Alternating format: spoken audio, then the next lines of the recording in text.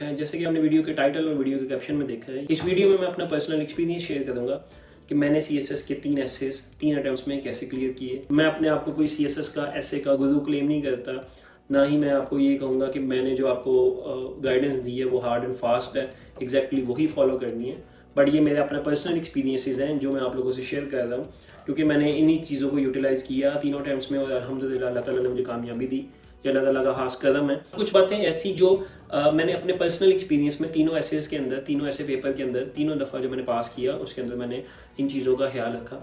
Number 1 thing is, आपने जो topic select करना है वो ऐसा टॉपिक होना चाहिए जो सबसे ज़्यादा जिस पे आप कॉन्फिडेंट हो, रिगार्डलेस कि वो कॉमन टॉपिक है। कुछ कैंडिडेट्स कहते हैं कि ऐसा, कुछ गाइड्स भी कहते हैं कि ऐसा टॉपिक सेलेक्ट नहीं करना जो सारे कैंडिडेट सेलेक्ट करें, या अगर आपको बहुत ईजी टॉपिक लग रहा है तो वो मैक्सिमम लोग सेलेक्ट करेंगे, तो उसके अंदर फेल होने की चांसेस ज़्यादा है। नहीं, अगर आपकी एक टॉपिक के ऊपर ग्रास्प है, अगर आपके पास उसकी प्रेपरेशन है, आप ऑलरेडी उस पर ऐसे लिख चुके हैं, तैयार कर चुके हैं, या वो टॉपिक अगर आपके जॉनर के अंदर आता है, तो फिर आप उस टॉपिक को डेफिनेटली उसको चूज़ करें और उसको आप अटैम्प्ट करें। क्योंकि वीडियो में मैं अपने पर्सनल एक्सपीरियंसेस शेयर कर रहा हूं, तो मैंने तीनों अटैम्प्ट्स के अंदर सबसे कॉमन मोस्ट एसेस पिक किए थे। इस दफ़ा भी 2021 के टाइम में भी मैंने ग्लोबलाइजेशन का टॉपिक चूज़ किया, जो कि 80 to 90% of the student population ने चूज़ किया था, एंड अल्हम्दुलिल्लाह I manage to pass that. का मतलब ये है कि अगर आपको टॉपिक आता है तो आप उसको अटैम्प्ट ज़रूर करें। आप इस चीज़ में ना जाएं कि वो सारी पॉपुलेशन ने या बाकी सब स्टूडेंट्स ने भी यही टॉपिक चूज़ किया तो हम किसी यूनिक वे में चले जाएं। हाँ, अगर आपको 2 से 3 टॉपिक्स के ऊपर कंप्लीट कमांड है और अगर आपका उसके ऊपर आपको टॉपिक समझ आ गया, आपके पास उसमें एसेंशियल डाटा है, तो फिर आप कुछ ऐसा टॉपिक चूज़ कर लें जो मेन स्ट्रीम से हट के हो, बट वो आपका मेन टॉपिक होना चाहिए, आपकी कोर स्ट्रेंथ होनी चाहिए। मेरे अपने 7 साल के CSS एक्सपीरियंस में 2015 से 2021 तक इस सारी जर्नी के अंदर मैंने जो एक चीज़ CSS के बारे में मैं डेड श्योर हूँ कि CSS एग्जामिनर जिसको फॉलो करते, that is sticking to the basics. आपके बेसिक्स ठीक हैं तो आपके ऊपर इमारत खड़ी होगी। इट्स जस्ट लाइक आपकी बेस अच्छी है तो ऊपर बिल्डिंग स्ट्रॉन्ग बनेगी। अगर आपकी बेस वीक है तो बिल्डिंग आप जितनी मर्जी स्ट्रॉन्ग बना लें वो सस्टेन नहीं करेगी। तो आपने हमेशा बेसिक्स से जाना है, क्लासिकल वे, कन्वेंशनल वे से जाना है, और उसके ऊपर अगर आप जितनी ज़्यादा मेहनत करें, जितना ज़्यादा आप एफर्ट कर सकते हैं, जितनी आपकी कमांड अच्छी है उसके ऊपर उसको उतना फिलअप कर लें, लेकिन आपने बेसिक से डेविएट नहीं करना।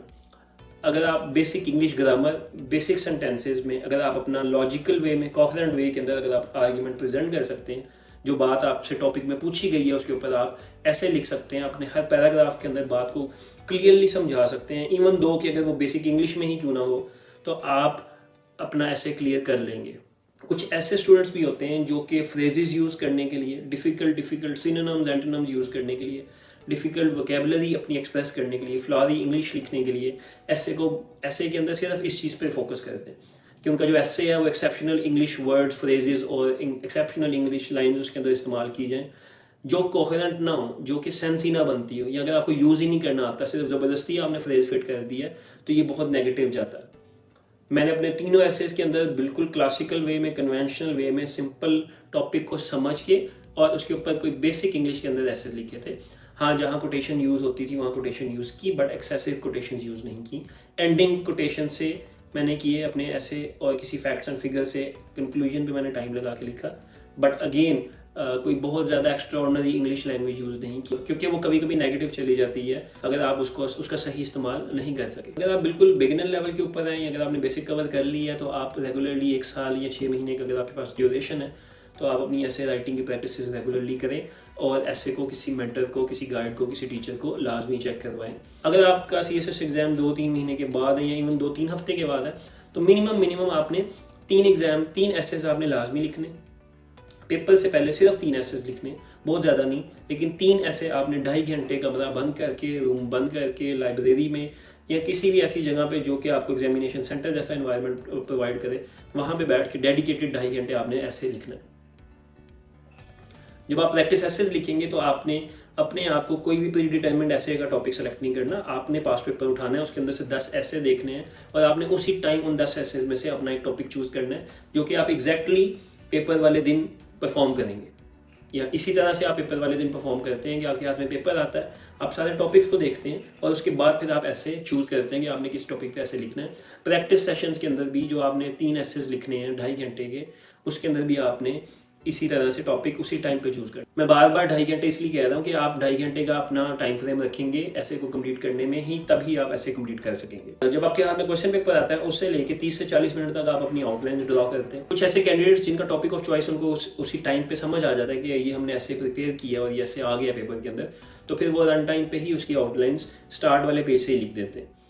बट इसका एक रिकमेंडेड मेथड है, वो रिकमेंडेड उन कैंडिडेट्स के लिए जिन्होंने थोड़ा सा सोच के लिखना होता है, जिन्होंने टॉपिक को ग्रास्प करना है, वो आखिरी पेज के ऊपर अपनी आउटलाइन से भी पहले एक रफ आउटलाइन बना लें और फिर उसको नीट करें।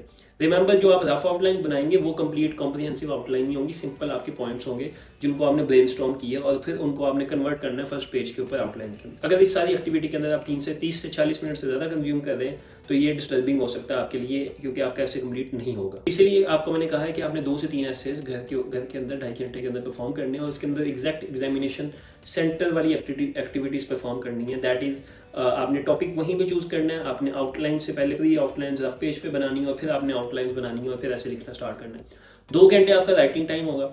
मिनिमम आपके पास 20 मिनट और मैक्सिमम 30 मिनट आपने कंक्लूजन के लिए एंड पे आपने अपने पास सस्टेन्ड रखने हैं। बिल्कुल प्रेशर के अंदर कंक्लूड नहीं करना, बिल्कुल पैनिक होकर कंक्लूड नहीं करना। टाइम मैनेजमेंट आपकी ऐसे होनी चाहिए कि आपके जो एग्जैक्ट वर्ड्स हैं जो रिक्वायर्ड एग्जामिनर से वो 2 घंटे के रिटन टाइम के अंदर कंप्लीट हो जाए। लास्ट हाफ आवर के अंदर आप एस्से को खूबसूरत तरीके से सोच समझ के एक अच्छी वे के अंदर आप उसको कंक्लूड करेंगे। अगर आपने कंक्लूड अच्छा नहीं किया तो अनफॉर्चुनेटली आपका ऐसे बेकार हो जाएगा। अगर आप कंक्लूजन नहीं दे सके तो फिर मैक्सिमम चांसेस हैं कि आप ऐसे का पेपर क्लियर नहीं कर सकेंगे, क्योंकि आपकी टाइम मैनेजमेंट भी देखी जा रही होती है कि आप 3 घंटे के अंदर ऐसे को कंक्लूड कैसे कर रहे हैं। जिस भी पॉइंट को आप बैक कर रहे थे थ्रू आउट द ऐसे, उसको आपने फिनिश कैसे किया। Finishing is necessary in the CSS ऐसे। अगर आप फिनिश या कंक्लूड नहीं कर सके तो अनफॉर्चुनेटली आपके जो पास होने के चांसेस हैं वो बहुत ज़्यादा स्लिम हो जाते हैं। Stick to the topic.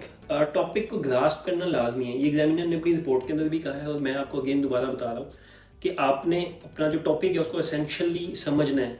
आपने ये नहीं देखना कि अगर मैंने ग्लोबलाइजेशन तैयार किया तो ग्लोबलाइजेशन में कुछ भी पूछा है तो मैंने वो जितना टॉपिक अपना तैयार किया था वो सारा का सारा वहाँ पे छाप के आ जाना। ऐसा नहीं करना। इस बार ग्लोबलाइजेशन में काफ़ी बच्चे फेल हुए, बहुत ज़्यादा बच्चे फेल हुए, क्योंकि उन्होंने प्रोज एंड कॉन्स के ऊपर स्टिक नहीं किया। उन्होंने ग्लोबलाइजेशन की अगली पिछली सारी हिस्ट्री लिख दी। आपसे अगर ग्लोबलाइजेशन के बारे में प्रोज एंड कॉन्स पूछा गया, उसका सिंपल स्ट्रेट फॉरवर्ड सबसे आसान टॉपिक है कि आपको एग्जामिनर ने खुद बता दिया कि वो पूछ क्या रहा है। आपने कहा आपको ग्लोबलाइजेशन बताएं, उसके प्रोज बताएं, उसके कॉन्स बताएं, इसके ऊपर आपने ऐसे लिखना है, इससे नहीं हटना। अब आपका जितना ऐसे है वो आपके प्रोज पे होगा और कॉन्स के ऊपर होगा। उसको सब कैटेगरीज में डिवाइड कर लें आप। कैसे ग्लोबलाइजेशन, उसके प्रोज क्या है, इकोनॉमिकल एस्पेक्ट्स क्या हैं, उसके जियोग्राफिकल एस्पेक्ट्स क्या हैं, उसके टेक्नोलॉजिकल एस्पेक्ट्स क्या हैं, सोशल एस्पेक्ट्स क्या हैं, उसके प्रोज क्या हैं उनके, और इन्हीं 4 कैटेगरीज के अंदर उसके कॉन्स क्या हैं। बट आपने इसी पे स्टिक करना है। आपने ग्लोबलाइजेशन की हिस्ट्री के अंदर नहीं चले जाना। अवॉइड वेग टॉपिक्स। ऐसा टॉपिक जो आपको लग रहा है कि यार ये टॉपिक बड़ा आसान है और मैं थोड़ा सा हट के लोगों से टॉपिक अटैम्प्ट कर लेता हूँ, बट वो वेग है, वो 50% श्योर हो आप। फॉर एग्जाम्पल एक ऐसे का टॉपिक आया था, if when life throws lemon at you make lemonade, right. बड़ा यूनिक टॉपिक है, अटैम्प्ट कर सकते हैं। जो लिटरेचर के स्टूडेंट्स, इंग्लिश लिटरेचर के, वो बड़ा अच्छा अटैम्प्ट कर सकते हैं जिनकी ग्रामर अच्छी है, बट है थोड़ा सा वेक। देयर इज़ अ चांस, थोड़ा सा रिस्क फैक्टर भी इसके अंदर है, और देयर इज़ अ चांस कि आपने जो भी लिखा है, आपने इसका जो भी मतलब निकाला है, एग्जामिनर से हट सकता है। तो फिर आप इसकी जगह कोई ऐसा टॉपिक जो कि पॉलिटिकल हो या करंट अफेयर्स के ऊपर हो, आर्गुमेंटेटिव हो, उसके ऊपर चले जाए। इस सबसे बढ़ के आपकी बेसिक इंग्लिश ग्रामर बिल्कुल ठीक होनी चाहिए। आपके पास ऑनलाइन बहुत सॉफ्टवेयर मौजूद है जहाँ पे आप पैराग्राफ लिख सकते हैं और पैराग्राफ के ऊपर आपकी रिकमेंडेशंस आते हैं। स्पेलिंग मिस्टेक्स आपने नहीं करनी। जो बिल्कुल डोंट्स हैं ऐसे के, वो आपने बिल्कुल उनका ख्याल करना है। स्पेलिंग मिस्टेक नहीं होनी चाहिए, ग्रामेटिकल मिस्टेक नहीं होनी चाहिए, कोहेरेंसी आपने कहीं नहीं छोड़नी। ऐसा नहीं है कि आप एक पैराग्राफ में बात कर रहे हैं कि ग्लोबलाइजेशन का पाकिस्तान में क्या इम्पैक्ट है। हाँ, सडनली नेक्स्ट पैराग्राफ में आप ये बात करने लगे हैं कि जी ग्लोबलाइजेशन जो है उससे जो टेक्सटाइल इंडस्ट्री है उसके ऊपर क्या इम्पैक्ट, एंड देन आप वापस आ जाते हैं ग्लोबलाइजेशन के रीजनल इम्पैक्ट्स के ऊपर। इस तरह आपने टू एंड फ्रो मूव नहीं करना। आपका ऐसे जो है वो कोहेरेंट होना चाहिए। जो आपकी आउटलाइंस आपने पहले ड्रॉ की हैं वो भी कोहेरेंट वे में होनी चाहिए, ताकि आपने एक दफ़ा आउटलाइंस पे सोच समझ के बना ली है तो उसको आप फॉलो करते रहें। थ्रू आउट द ऐसे आप फॉलो करते हैं। अगेन ऐसे के अंदर 2.5 घंटे का टाइम इसलिए भी है कि उसके अंदर आपको प्यास भी लग सकती है। उसके अंदर आपका इतना कंजेक्टिव लिखने के बाद जो ह्यूमन माइंड है वो थोड़ा सा प्रोक्रेस्टिनेट करने लग जाता है, थोड़ा सा डेविएट होने लग जाता है ह्यूमन माइंड। इस तरह के टाइम ड्यूरेशन के अंदर भी 5-5 मिनट के आपके कुछ ब्रेक्स होंगे जहाँ पे आप मसल को थोड़ा सा रिलैक्स करेंगे, अपने फिंगर्स को थोड़ा सा रिलैक्स करेंगे। तो इस तरह की एक्टिविटी भी रियल लाइफ के अंदर आपके पास होती हैं। तो घर पे आपने जब भी प्रैक्टिस करनी है 2.5 घंटे में, 2 घंटे 30 मिनट या 40 मिनट के अंदर आपने ऐसे A to Z complete finish करना है। अगर आपने अपना ऐसे किसी को नहीं चेक करवाया तो किसी भी इंग्लिश टीचर को अपना ऐसे लाजमी चेक करवाएं, अपनी आउटलाइन लाजमी चेक करवाएं। अगर आपका कोई दोस्त आपके साथ ऐसे प्रेपरेशन कर रहा है CSS की, तो आप उसके ऐसे आप इवेल्यूएट करें और आपका ऐसे वो इवेल्यूएट करें। एक न्यूट्रल माइंड इवेल्यूएशन के लिए लाजमी होता है और आप अपने ऐसे खुद भी इवेल्यूएट करें। ऐसे पेपर के अंदर आउटलाइंस के अंदर कटिंग नहीं करनी, मैक्सिमम कोशिश करनी है कि अगर आप आउटलाइंस या फर्स्ट पेपर के ऊपर कटिंग ना करें, आप फर्स्ट पेपर ज़ाया ना करें, आउटलाइन स्टार्ट करें जहाँ से मेंशन किया हुआ पेपर वहाँ से स्टार्ट करें और प्रॉपर वे में आप आउटलाइंस लिखें। फर्स्ट 2 से 3 पेजेस के ऊपर आउटलाइंस के अंदर और आपके फर्स्ट 2 पेजेस इंट्रोडक्शन वाले पेजेस के अंदर आपने कोई क्रॉसिंग नहीं करनी, कोई पेज नहीं स्किप करना, कोई कंप्लीट एक ऐसे की आउटलाइन लिख के दूसरे ऐसे की आउटलाइन नहीं स्टार्ट कर देनी। ये बहुत ज़्यादा नेगेटिव और रेड फ्लैग्स देते हैं। कोई हार्ड एंड फास्ट रूल तो नहीं है, बट कुछ कैंडिडेट्स, मेरे कुछ दोस्त ऐसे हैं जिन्होंने स्मॉल मिस्टेक्स की हैं स्टार्ट ऑफ द पेपर के अंदर और उसके कॉन्सिक्वेंसेस उनके लिए बड़े ख़राब रहे। आप जितनी ज़्यादा प्रैक्टिस करेंगे और जितना ज़्यादा आपने पढ़ा है, जितनी ज़्यादा आपने तैयारी की है, CSS ऐसे की तैयारी एक दिन में नहीं होती।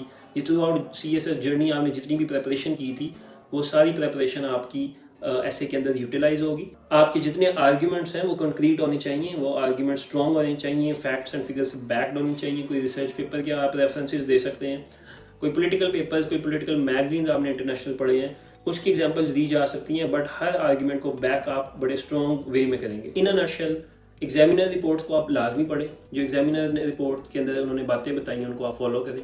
स्टैंडर्ड ऐसे की टेक्निक्स को फॉलो करें। आउटलाइंस आपने लाजमी बनानी है। इंट्रोडक्शन और कंक्लूजन आपने लाजमी लिखना है। इंट्रोडक्शन और कंक्लूजन पे आपने टाइम लगाना है। अगर आपने ऐसे कंक्लूड नहीं किया तो there is a high chance कि आप ऐसे क्लियर नहीं कर सकेंगे। ऐसे की प्रैक्टिस के लिए मिनिमम 3 ऐसेज आपने पेपर से पहले, कुछ दिन पहले, कुछ वीक्स पहले लिखना स्टार्ट करने हैं। प्रैक्टिस ऐसे आपने 2.5 घंटे के अंदर लिखना है और 2.5 घंटे के अंदर आपने स्टार्ट से एंड तक फिनिश करना है। टॉपिक के ऊपर आपकी ग्रास्प 100% होनी चाहिए। अगर आपको हल्का सा भी डाउट है टॉपिक के अंदर और आपके पास कोई दूसरा टॉपिक मौजूद है तो आप ऐसा टॉपिक चूज करें जो कि क्लियर हो आपको। CSS ऐसे मेक और ब्रेक है CSS का। इसके अंदर रिस्क नहीं लेना, इसके अंदर आपने जुआ नहीं खेलना, आपने कोई बहुत बड़ा ब्लंट डिसीजन नहीं ले लेना कि ये एक ऐसा टॉपिक है, ये सब नहीं करेंगे तो ये टॉपिक मैं कर लूँगा तो मेरे बड़े एक्स्ट्राऑर्डिनरी मार्क्स आएंगे। हाँ, अगर आपको ऐसे उसके ऊपर 110% यकीन है, अगर आप 110% कॉन्फिडेंट हैं तो आप उस ऐसे को अटैम्प्ट करें।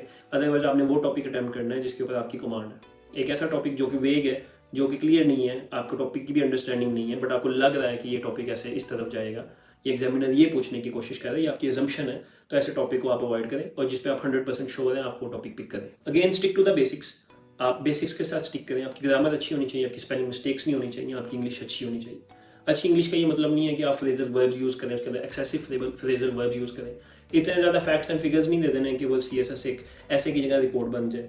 इतने ज़्यादा फ्लावरी इंग्लिश आपने नहीं ऐड करनी कि वो उसका सेंटेंस स्ट्रक्चर ही ब्रेक हो जाए, वो कोहेरेंस ही ब्रेक हो जाए उसकी। हर पैराग्राफ के अंदर एक आपका आर्ग्यूमेंट होगा, उसकी एक्सप्लेनेशन होगी और उसकी एक एग्जाम्पल होगी। ये तमाम ऐसे की टेक्निक्स हैं। CSS से रिलेटेड मजीद वीडियोस के लिए चैनल को सब्सक्राइब करें। CSS के अलावा प्रोडक्टिविटी की, टाइम मैनेजमेंट की और स्टडी टिप्स की वीडियोस भी इंशाल्लाह हम लोग जल्दी बनाएंगे। अपना फीडबैक कमेंट्स के अंदर लाजमी दें और ऐसे रिलेटेड या CSS रिलेटेड कोई क्वेश्चन है या अगर आप कोई वीडियो देखना चाहते हैं तो आप लाजमी कमेंट के अंदर मेंशन करें। Thank you.